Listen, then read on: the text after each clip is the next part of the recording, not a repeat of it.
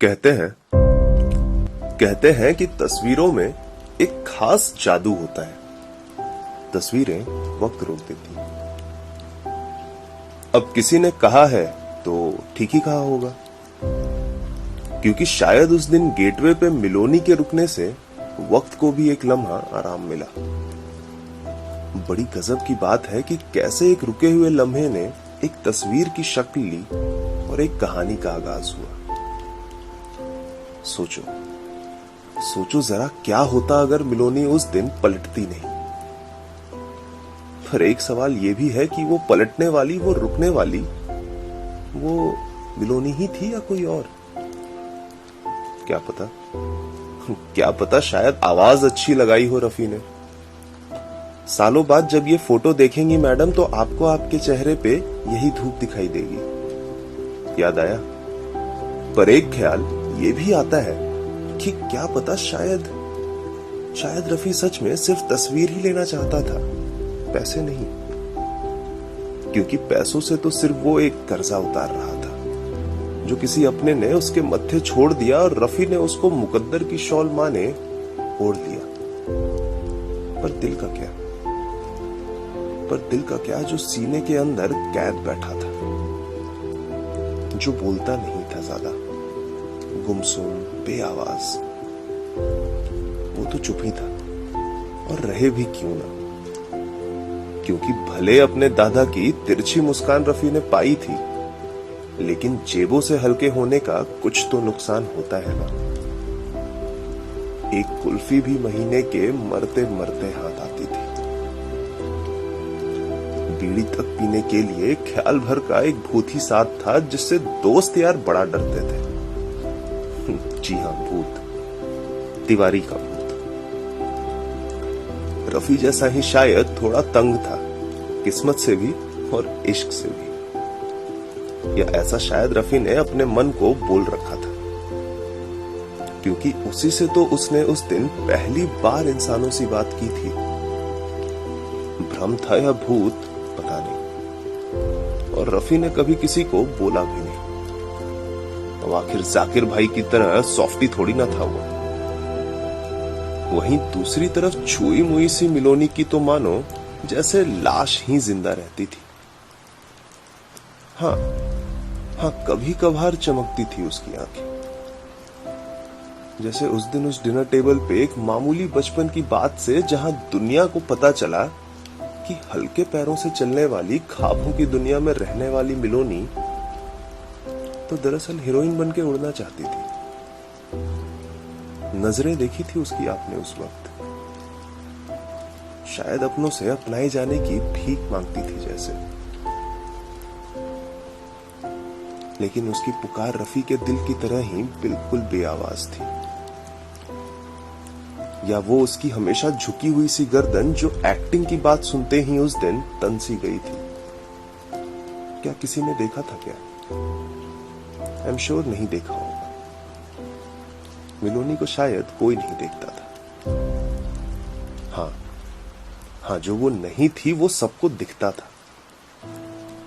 CA foundation topper, coaching institute के board में crown पहनी लड़की, माँ बाप की इज्जत, शादी मटेरियल वगैरह वगैरह। अरे कपड़े तक खुद के पसंद की पहनना मुश्किल ही था उसके लिए।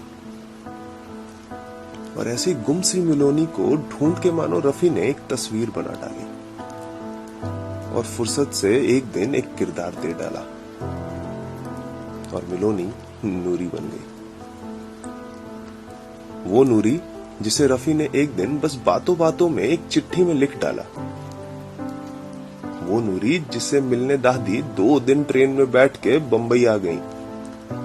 वो नूरी जो रफी की खिंची तस्वीर में मिलोनी से ज्यादा खुश और सुंदर दिखती थी। वो मिलोनी जिसको नूरी बन के शायद सारे सपने जीने की चाबी मिल गई थी जैसे। पर शायद इतनी अच्छी एक्टिंग नहीं कर पाई। भला सच को छुपा के मुस्कुरा लेना आसान थोड़ी ना होता है। और बचपन से हंसी का मुखौटा ओढ़ने वाली दादी से बेहतर ये कौन जानता। पता पता नहीं क्यों ऐसा लगता था कि दादी रफी के लिए लड़की नहीं, उसके टूटे दिल को जोड़ पाने का गोंद ढूंढ रही थी, पर शायद वैसा गोंद जो औकात में खरीदा जा सके। और औकात रफी की सिर्फ इतनी थी कि नूरी को टपरी की चाय पिला सकता था, टैक्सी में दूर बैठ के पास होने का एहसास बांट सकता था, पर अगर कोई नूरी से बदतमीजी करे तो उसको जवाब नहीं दे सकता था। समाज के जिस जोड़ तोड़ से आपका ओहदा बड़ा बनाया जाता है, उस जोड़ तोड़ में रफी के हिस्से सिर्फ टूटना ही आया था, वो भी आज से नहीं, बचपन से। अपनी हद में रह के बेइंतहा इश्क करना शायद रफी की यही ताकत भी थी और मजबूरी भी, पर हदें अगर ना तोड़ी तो क्या ही इश्क किया। क्योंकि हाँ, एक बार हाथ पकड़ा था उन्होंने, अरे चलो पकड़ा नहीं, छुआ था। एक बार नूरी ने सीट भी दी थी उसको। दोनों ने बिल देने के बहाने दोबारा मिलने भी सोचा था, बिना ये जताए कि मिलना है। जिस जेब से कभी तबीयत से चुस्की भी नहीं खरीद पाता था रफी, उस जेब के बिल्कुल आखिर तक हाथ डाल के उसने अपनी औकात को टटोला था और कैंपा कोला की वो गुम सी बोतल ढूंढ निकाली थी, सिर्फ नूरी के लिए। हाँ, दोनों ने साथ में एक पिक्चर भी देखी थी, दरअसल 2 बार देखी थी, पर देखना ना तो रफी को था ना मिलोनी को। वो तो बस दोनों अपनी अपनी दुनिया के भगोड़े थे और शायद पर्दे पे चलने वाली फिल्मी कहानी से अपनी कहानी के तारों को जोड़ने की कोशिश करते थे, पर वो भी बेआवाज, बिल्कुल रुकी हुई तस्वीरों जैसी। हर बार, हर दिन, हर लम्हा थोड़ा थोड़ा, जैसे उल्फत के शिकार 2 लोग अक्सर करते हैं। कहानियों में देखा है ना, जैसे हर फिल्म में होता है, एक गरीब लड़का मोटर मैकेनिक जैसा, एक अमीर लड़की, दोनों में प्यार हो जाता है और फिर लड़की के माँ बाप ऑब्जेक्शन करते हैं। कहा तो था रफी ने जाते जाते, सारी कहानी एक ही सी तो होती है।